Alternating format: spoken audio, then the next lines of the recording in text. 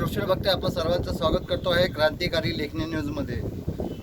पारडसिंगा, काटोल तालुका आणि कोळंबी या शिवारात गेल्या कित्येक दिवसापासून बिबट्याने वाघाने धुमाकूळ घातलेला आहे आणि याच्या विविध घटना मी आपल्या क्रांतिकारी लेखनी न्यूजच्या माध्यमातून आपणासमोर आणलेल्या आहे। आणि याच माध्यमातून आज दिनांक 14 जुलै 2026ला कोळंबी शिवारातील जुनवानी वन विभाग याच्या अंतर्गत येणाऱ्या कोळंबी लगेच असलेल्या पेट्रोल पंप जो आहे त्याच्या पाठीमागील शेतात देवेंद्र ढोले यांच्या शेतामध्ये आज बिबट्याने कहर करून आज सकाळी पहाटेच्या सुमारास या वासराचा बळी घेतलेला आहे, याची शिकार केलेली आहे। ही दुर्दैवी घटना या शेतकऱ्यासाठी आज घडलेली आहे आणि गेल्या कित्येक दिवसापासून पारडसिंगा गाव असो किंवा काटोल तालुक्यातील जे शेतकरी आहे ते या बिबट्यांपासून त्रासलेले आहे।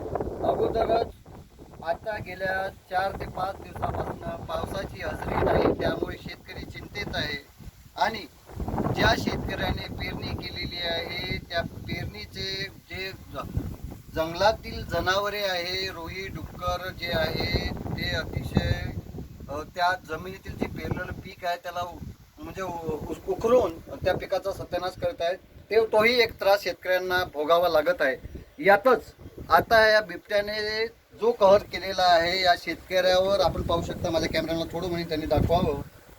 हे वासरू होतं, ही कारोड होती। ही कारोड आज सकाळी पहाटेच्या सुमारास बिबट्याने हल्ला करून हिचा शिकार या वासराची शिकार केलेली आहे आणि यामुळे शेतकरी धास्तावलेले आहे की शेतात आता जनावरे वाढवावी कशी। शासनाने प्रशासनाने याकडे लक्ष द्यावं, वन विभागाने याने जातीने याकडे लक्ष द्यावं, अशी ही येथील शेतकऱ्यांची मागणी आहे। आपल्यासोबत शेतकरी आपल्यासोबत आहे, आपण त्यांच्या काय सांगाल देवेंद्र भाऊ, घटना कधी झाली आणि कसं काय सांगाल? ही घटना काल रात्रीला झालेली आहे आणि नेहमी म्हणजे कसं रोही डुकरं आणि हे बिबट्याचं प्रमाण खूप म्हणजे वाढून गेलं आपल्या भागामध्ये। इथं आता ही पहिलीच घटना नाही, याच्या अगोदर सुद्धा म्हणजे मागच्या वर्षी घटना झाली आहे बिबट्याने। काय मागणी राहील तुमची आता ही घटना जी झाली आहे, सरकारकडून काय अपेक्षा आहे? सरकारनं बुवा याच्यावर थोडंसं लक्ष ठेवायला पाहिजे, कारण की बिबट्याचं प्रमाण थोडंसं कमी झालं पाहिजे आपल्या भागातून।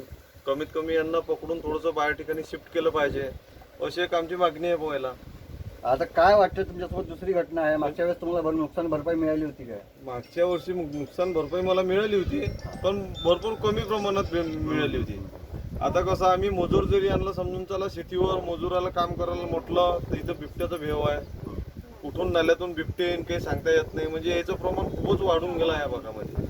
काय बंदोबस्त करावायचा असं मला वाटतं? सरकारनं थोडं बहुत त्याच्यावर लक्ष ठेवलं पाहिजे बुवाने, कमीत कमी इथून बिबटे दुसऱ्या ठिकाणी शिफ्ट तरी केले पाहिजे।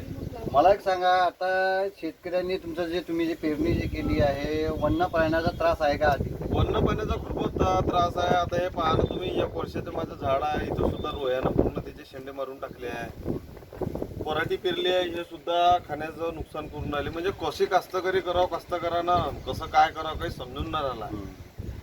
आता काय मागणी राहील तुमची की नुकसान भरपाई या वासराची? नुकसान भरपाई तर बाबा मिळाली पाहिजे, फॉरेस्ट वाल्यांना माझी तेवढी हे आहे। तर आपण पाहिलं की या शेतकऱ्याची मागणी अशी आहे की प्रशासनाने या रोही डुकर असो बिबट्या असो याचा बंदोबस्त करावा, जेणेकरून या गोष्टीचा त्रास सामान्य गोरगरीब शेतकऱ्यांना होणार नाही। नुकसान भरपाई फक्त नाममात्र असते, फक्त काय ते 5-10 हजार रुपयाची मदत करतात, पण परंतु या जनावरांचा जर कडेकोड बंदोबस्त जर केला तर या शेतकऱ्यांना अशा घटना या परिसरात घडणार नाही, अशी ही मागणी या स्थानिक शेतकऱ्यांकडून केली जात आहे।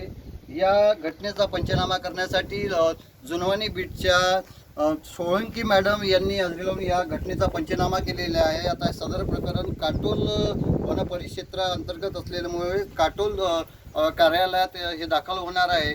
आता पाहूया की खरंच या शेतकऱ्याला या गोष्टीची नुकसान भरपाई मिळणार का, या प्रकरणांमध्ये त्याला न्याय मिळणार का। मी रोशन बघते, क्रांतिकारी लेखनी न्यूज, कोळंबी, जुनवानी बीट।